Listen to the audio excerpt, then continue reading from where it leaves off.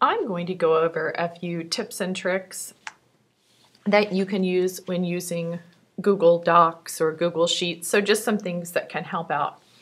Something really awesome is if your kids are working on a research paper and say they're within their research paper, they can go up here to the Tools tab and click on Research, and a bar will open here to the side, and then I could research for, I could have, it's picking up the word that I was getting ready to use as my search bar, so it will automatically search for where you are within your document, but I'm just going to put in, let's search for the solar system.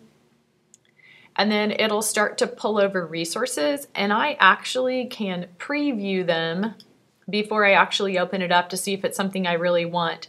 I can insert a link into my document, so notice that it inserted a link automatically right there, or I can even go down and cite the source, and it'll automatically put a little note in to cite the source. So, and then also the students can, once if you see this and you're like, okay, I've scrolled down here, oh, this is really what I want views of the solar system, I can click on it and it'll take me, actually notice that it's opening up a new tab and going to that window. So just a couple of different options, but kind of nice that when you're in here, you're able to search for something if you're working on some kind of project. And then when you're done with it, if you just click on the tab, it'll close out.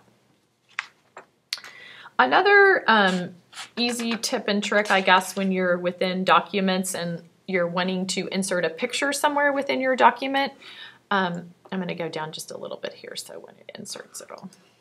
And so if I'm within the document and I'm like, wow, I'd really like to insert a picture in here, I can go up to Insert and I can go to Image. And then if you go to Search, you have choices of life and stock images. So you know that these things are safe, that these things aren't copyrighted. So if I go to life and I choose solar system, I'll just keep with my theme here, and I hit enter, then I know its results shown are labeled for commercial reuse with modification. And I can learn more about that, but I can just click on that and I can say select, and notice that this is the page that the Google image is coming from, and so I'm ready to cite my source there as well. So I'm going to go ahead and select that, and it's going to input it into my document.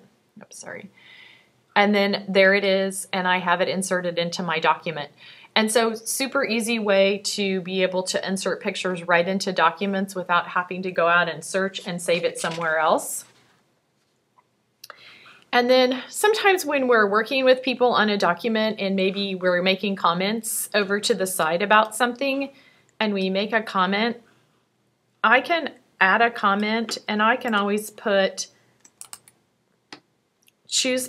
obviously choose whoever I want, and I can put a comment in here and then I can hit reply and it will automatically send an email to that person. So if it's something really important and you're wanting to get information to them quickly, then you can do that within the document, and that helps out with being able to make that a little bit quicker.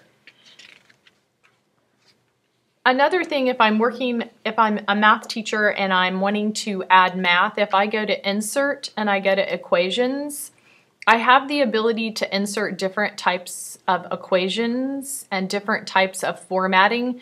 So I can go through here and choose what I need if I'm doing a document and quickly add in a sine, a cosine, or something that I need for math.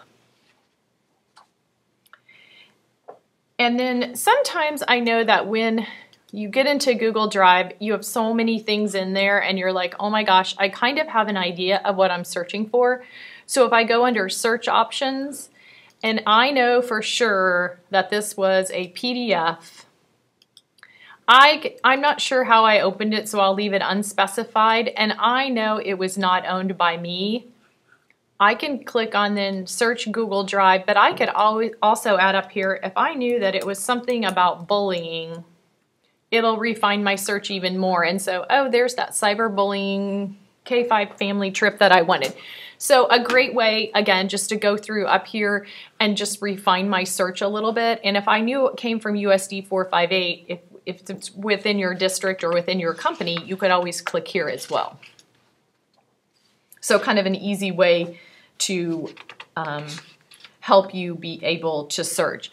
And another really awesome thing, when you're in a document and you go up to the add-ons piece and you go to Tag Cloud Generator and create a tag cloud, because my students are working on a paper and I've noticed that everybody seems to be using the word the a ton. I'll create a tag cloud generator. I do have to have 50 words on the page, so I have to have at least 50 words. It'll start to create a tag cloud. This is a fairly large document, so it might take a moment. And then all I see over here, obviously the word that I'm using the most in this is students.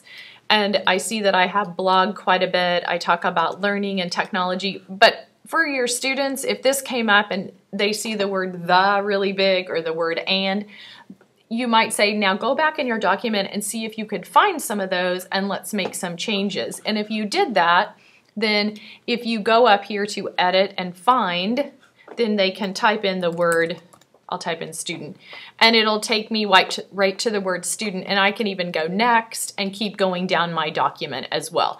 So just a few little tips and tricks to help with different things within Google. Hope you enjoyed it.